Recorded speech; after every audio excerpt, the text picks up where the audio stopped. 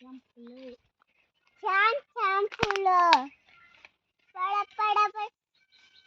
चला मैं अंग फूल दाखवते अजून मी. ले आणू.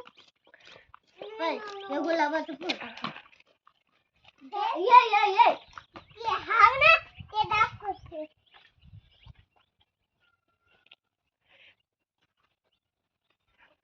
कोण लावले फुलं? हे काम आम्ही म्या म्हणा म्या